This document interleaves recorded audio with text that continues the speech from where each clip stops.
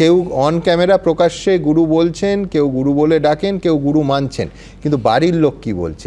আমি দ্রুত একবার তাপসদার কন্যা এখন একটি স্কুলে পড়ায়। আমরা স্কুলে যখন সে পড়ে তখন আমরা যখন সাংবাদিকতা এসেছি, ছোট্ট একটি মেয়ে একটি ছেলে, তাপসদার সুখী পরিবার। কন্যা আজকের দিনে দাঁড়িয়ে তাপস রায় এবং তার দল ছাড়া নিয়ে ঠিক কী বলছে দেখাবো। ছোটবেলা থেকে বাবাকে দেখেছি মানুষের জন্য কাজ করতে, সমাজের জন্য কাজ করতে। সুতরাং আজকে যখন এই ডিসিশনটা উনি নিলেন, আমার অন্তত কোথাও মনে হলো যে নিজের কথাটা ভাবার আগে অন্যের কথাটা বেশি ভাবছেন, কিভাবে আরও লোকের হয়ে কাজ করবেন সেটা ভাবছেন। আর কোথাও এখন যেভাবে যে দলের হয়ে উনি কাজ করছিলেন সেই দল যেভাবে কাজ করছে বা তাদের এগেনস্টে যে জিনিসগুলো করাপশনগুলো উঠে আসছে সেইগুলোর সাথে আমার বাবা হয়ে উনি মানিয়ে নিতে কোথাওই পারলেন না, এবং কোথাও পিঠ থেকে যাওয়া একটা পরিস্থিতি হওয়াতেই আজকে এরকম একটা ডিসিশন নিতে উনি আমি তো বলবো বাধ্যই হলেন। নিজে চাকরি করি, আমাদের একটা এক্সপেকটেশন থাকে সেই সব জায়গা থেকে। তো বাবারও নিজের দলের থেকে, দলের বাকি কলিগসদের থেকে এবং নিশ্চয়ই মাননীয় মুখ্যমন্ত্রীর থেকেও একটা এক্সপেকটেশন ছিল যে অন্তত কোথাও একটা প্রেস কনফারেন্স করা, একটা ফোন করা বা অন্তত জিজ্ঞাসা করা যে কেন এটা হলো, এবং অন্তত আশ্বাস দেওয়া যে না এটা ভুল হোক ঠিক হোক, ওনার যেটা মনে হয়েছে ওনার তরফ থেকে 52 দিন হয়ে গেল, মানে এতদিন তো আমার মনে হয় না একটা মানুষের সময় লাগা উচিত, এবং সেটা আমার বাবার কোথাও খারাপও লেগেছে, অভিমানও হয়েছে, রাগও হয়েছে। এবং বাকিদের ক্ষেত্রে জিনিসটা অন্যরকম, বাবার ক্ষেত্রে দেখা গেছে একটু অন্যভাবেই রিয়াকশন এলোই না। এবং পরশুদিনও দেখা গেছে উনি একটা কমেন্ট করেছেন, কিন্তু মানে কিছু কিছু ক্ষেত্রে উনি যেভাবে সবার পাশে থাকছেন আর কিছু কিছু ক্ষেত্রে উনি এইরকম যদি বায়াসনেসটা হয়ে যায় তাহলে তো আমার মনে হয় না অন্তত বাবার মতন লোকের পক্ষে থাকা সম্ভব। বাবার সাথে বাবা কংগ্রেস করেছে তখন মা সাথে ছিল, তারপরে আমি তখন ছোট অনেক, তারপরে টিএমসি করেছে তখনও সাথে আমরা ছিলাম। পরবর্তীকালেও বাবা যে দলই করুক, যেখানেই যাবে বাবার সাথেই থাকবো, পাশেই থাকবো। কন্যার প্রতিক্রিয়া আমরা দেখলাম। তাপসদা, বৌদি কি বলছেন? বৌদি আর কি বলবে, এটা তো ইন্সপিরেশন হয় বাড়ির লোকজন, স্ত্রী ছেলে মেয়ে, ছেলেটা আমার দূরে রয়েছে, সুতরাং এটা খুব ব্যথিত। এবং একটা সময় ওরা বলছিল যে অনেক দিন তো হলো, এবার রাজনীতি থেকে অবসর নাও, সেটা কিন্তু বলছিল। তারপরে বোধ ওদেরকেও বোধ হয় অনেকে এসে ধরে বলে করে, এবং যেটা অন্যান্য অনেকেই আমাকে বলছে যে না রাজনীতি ছাড়া যাবে না। রাজনীতি ছাড়বে কেন? কিন্তু তোমার দল, সদ্য প্রাক্তন দল বলবো, সেই দলের তরফেও অনেকে তোমার এই দল ছাড়ায় ব্যথিত হয়েছেন, যেমন অতীন ঘোষ। কি বলেছেন অতীনদা, দেখো। তাপসদা আমাদের দল ছেড়ে চলে ছেড়েছেন, এটা খুবই দুঃখজনক ঘটনা, এবং এটা চেষ্টা করলে দলের নেতৃত্ব এটাকে আলোচনার মাধ্যমে এর সমাধান করতে পারত। তো সর্বতই এই দলের প্রতিষ্ঠাতা সদস্য আমি, দলের প্রথম কমিটির election commissioner, registered vice president.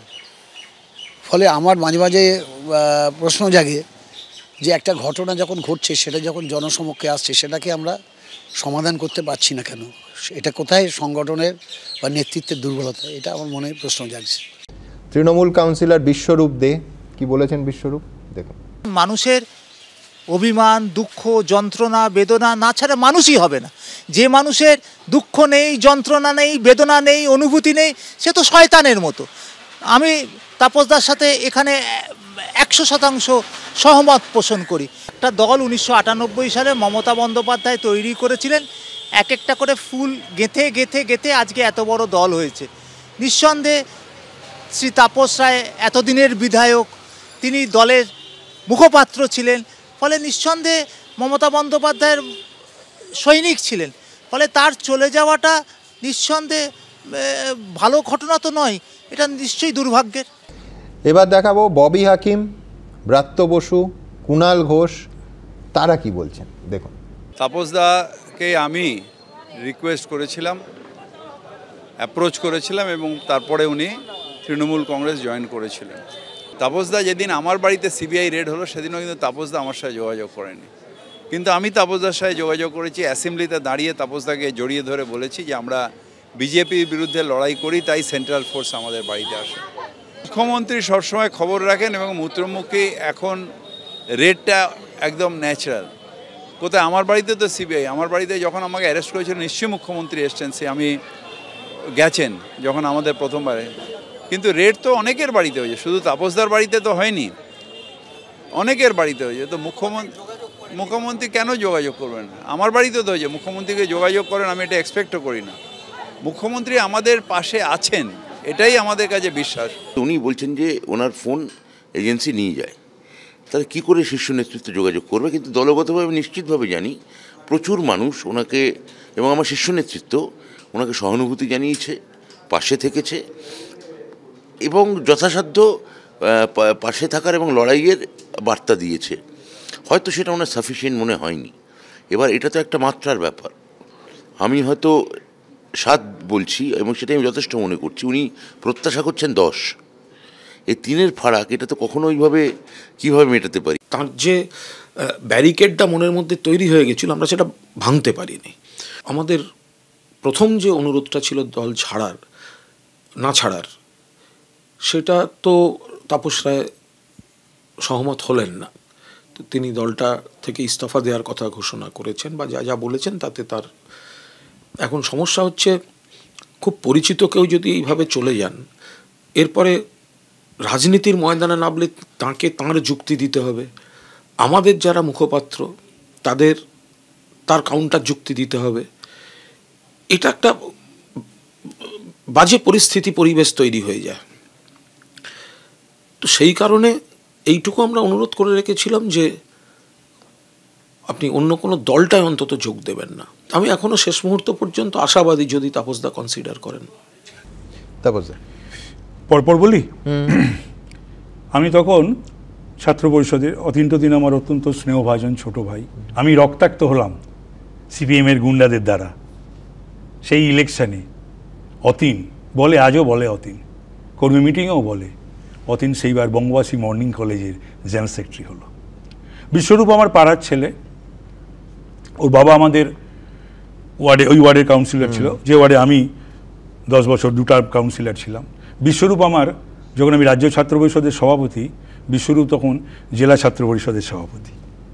তো সুতরাং মানুষ তো আমি কৃতজ্ঞ অতীন এবং বিশ্বরূপের কাছে, ওরা যে আমার ব্যাপারে ভাবিত চিন্তিত।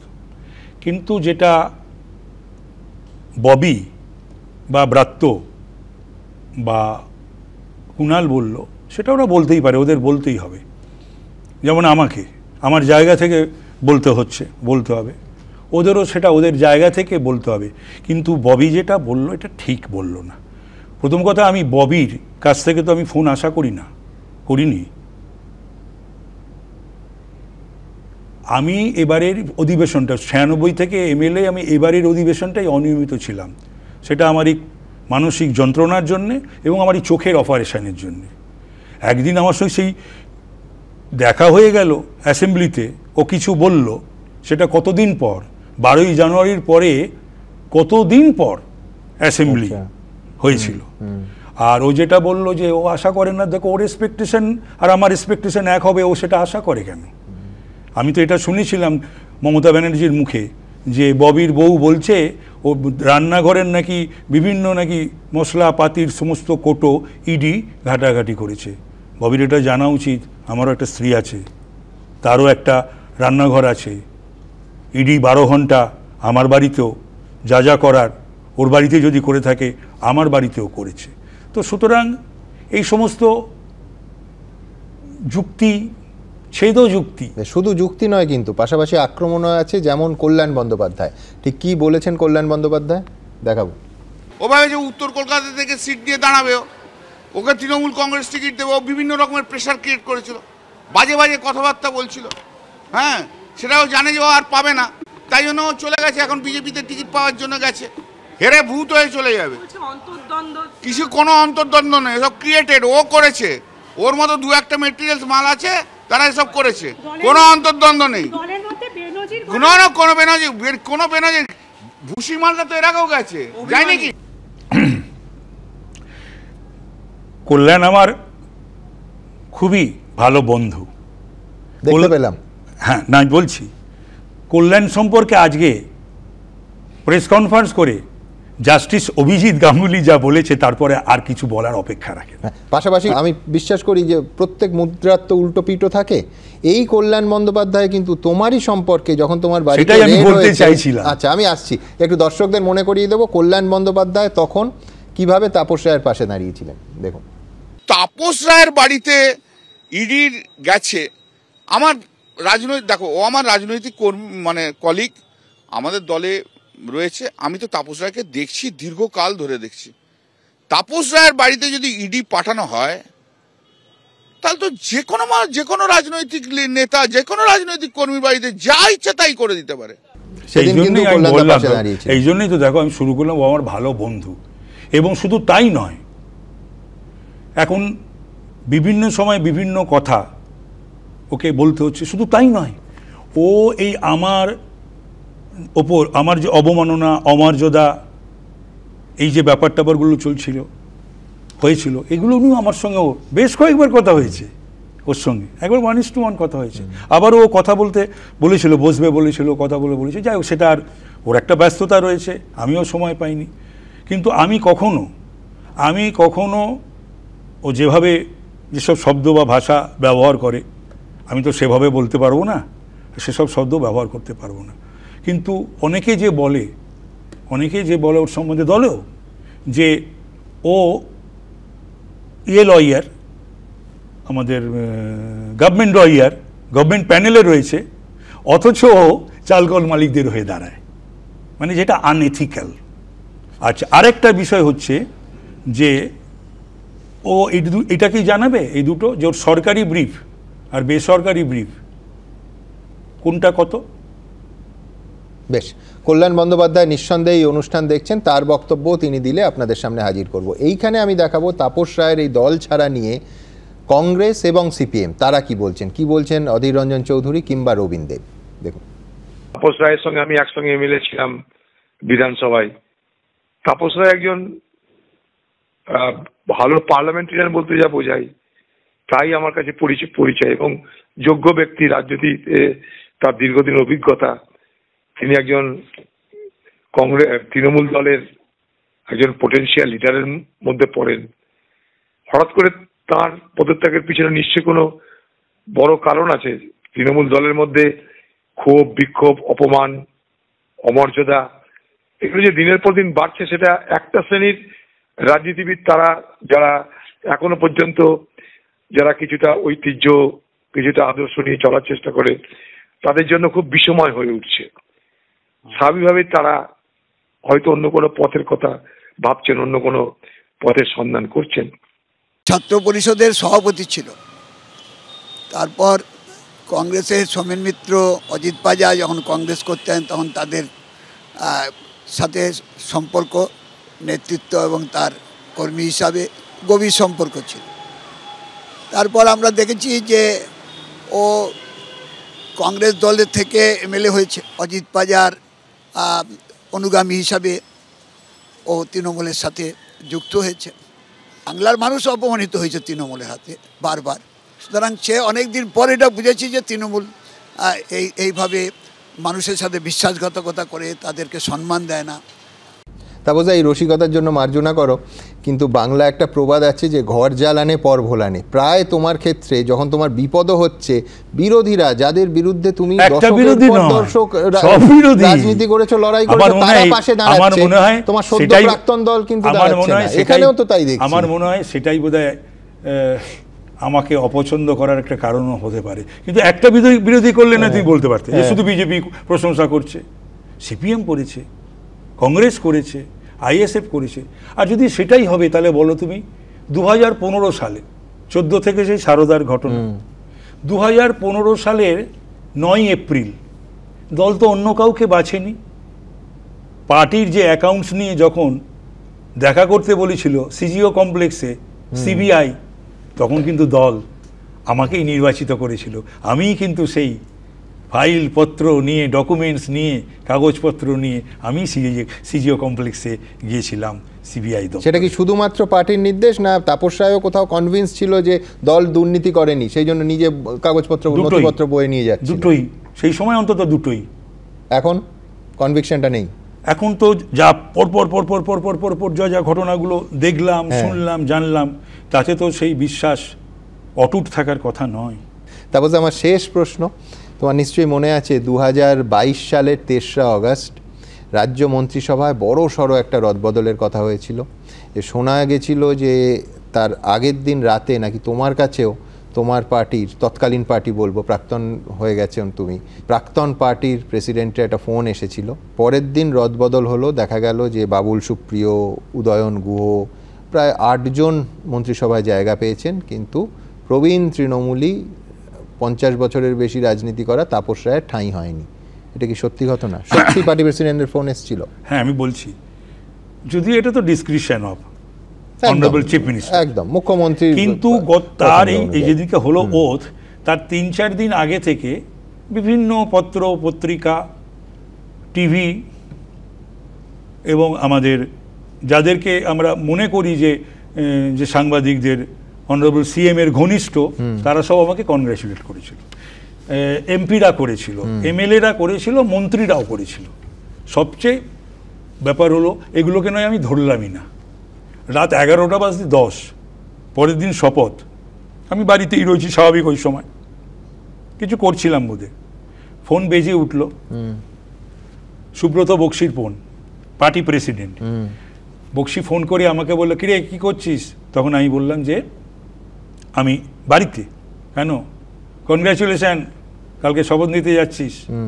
তো পার্টি প্রেসিডেন্ট এটা বলার পর যখন হই না, পরে যখন জানতে পারি যে মাঝরাতে সুদীপ বন্দ্যোপাধ্যায়, আমি মন্ত্রী হলে একটু উনি ডিসব্যালেন্স হয়ে যাবে এরিয়া, এবং ওর স্ত্রী নয়না ব্যানার্জিকে মন্ত্রী করতে হবে, সুতরাং সেই সব ভাবনা চিন্তা বা সেই সমস্ত ওই যেমন উনি করেন আর কি, ন্যাগিংনেস।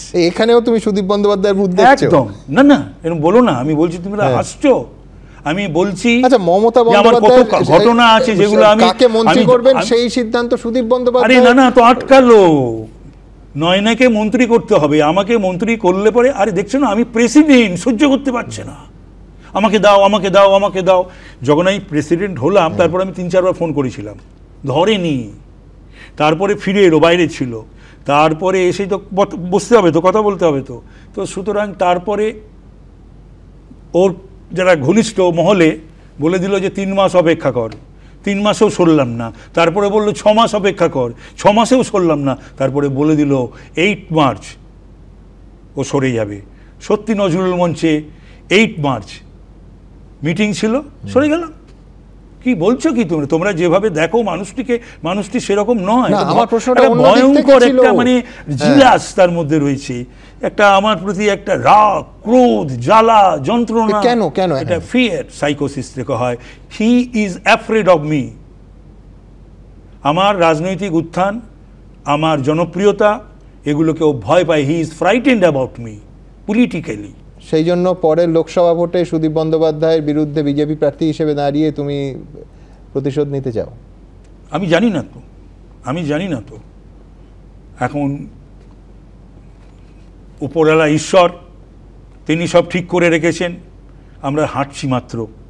হ্যাঁ, তিনি যা করবেন, যেদিকে চালিত করবেন, সেই দিকেই যাব।